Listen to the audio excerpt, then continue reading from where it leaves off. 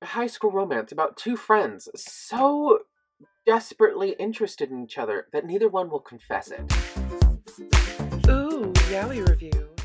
Today we're going to go ahead and talk about Desire by Maki Kazumi and Yukine Honami. Alright, I'll read the back. I'll read the back first before I talk about it. Alright. Love without sex, or sex without love, is what high school student Toro has to weigh in his mind. A quiet and shy member of the school's art club, Toro is quite a contrast to his best friend Ryoji, who is handsome, loud, and a brash jock. Toro has harbored a crush for Ryoji for the longest time, but hasn't confessed his feelings for fear of rejection. But, out of the blue, Ryoji suddenly admits that he gets aroused whenever he looks at Toru. Curious about this feeling, Ryoji proposes that he and Toru sleep together. Though appalled at the thought of having casual sex, Toru's attraction towards Ryoji makes the proposition exciting nonetheless. Will Toru's secret desire for Ryoji compel him to accept his friend's sexual overtures?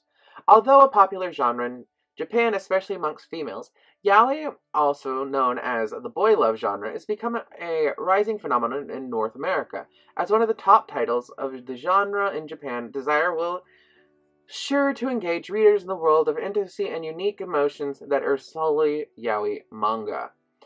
This is rated 18+. It's published by DMP, Digital Media Publishing. This is a romance genre. Again, this is a coming-of-age romance. I liked it. I did like this one a lot. My only problem with it is every sex scene but one, and there's like 5 in here, are severely rapey. That is something that I need to address right up front. Despite Ryoji's best protestations against... No, despite Toru's best protests against Ryoji having sex with him every time, he is literally screaming no, but it doesn't stop. And they end up having sex, and Toru does enjoy it. But what kills me is that it does start rapey every time. I do not mind rapey things in general, but this, especially the ages they are portraying, you're talking about a 16, 17-year-old and a 16, 17 kind of being the age of the main two. This really does present itself as a little off-putting for me. It's just not something that I'm overly invested in as far as content goes. The story is compelling, though, and I do think as a coming-of-age romance story, it is very cute.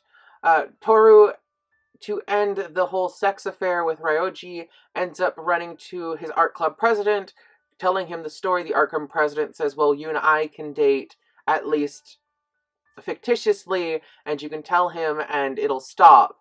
And then the art club president makes the moves on Toru, and it becomes a very interesting sort of thing, and in the end, people end up who they're supposed to end up with.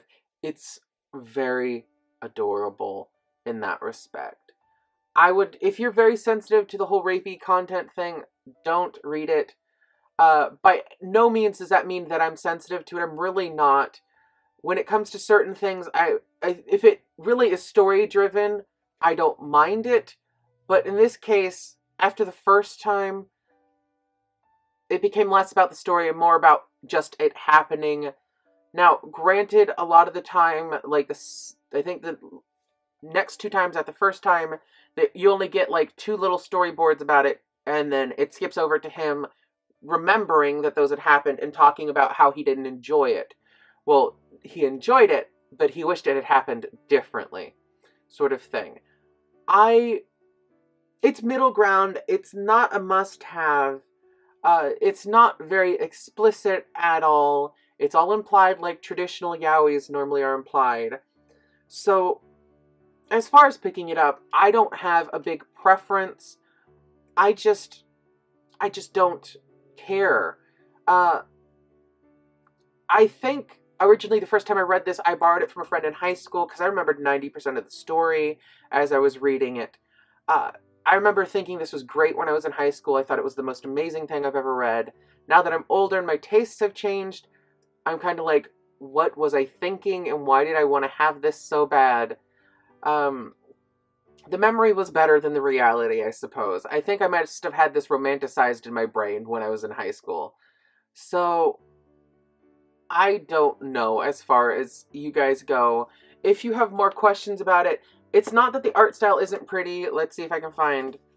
The art style isn't bad. It is definitely a dated art style. They don't really draw them this way too often anymore. So, if you have questions, leave them down below. I will get back to you on them. Because this one I'm very middle ground about. In some cases I'm like, yeah, you have to have it. In other cases I'm like, no, because of this, this, and this. With my friend, one of my friends, Emily, she doesn't like overly rapey yaois. So I know for her this would be a no-go. I think my friend Amara would really like this one, though.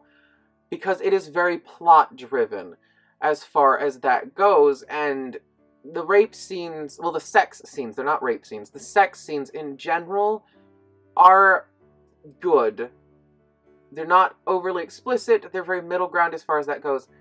But I can't say run out and buy it. I own it because of nostalgia purposes. I reread it because of nostalgia purposes. So that is something that I will encourage you guys on, that if you want to pick it up and read it, just go with an open mind and open heart. This is just my opinion. I am not law on this. So if you really want to know more, just write me a comment and I will answer it. Shoot me a personal message if you're ashamed to write a comment. I will do my best to answer it. I do have a Twitter if you guys want to communicate that way, and you can just direct message me. So I will do my best on this front. Let me know, you guys, and yeah, shoot me a like, a favorite, and I'll be back at you with another yaoi next week. Do you like what you see? Then... subscribe!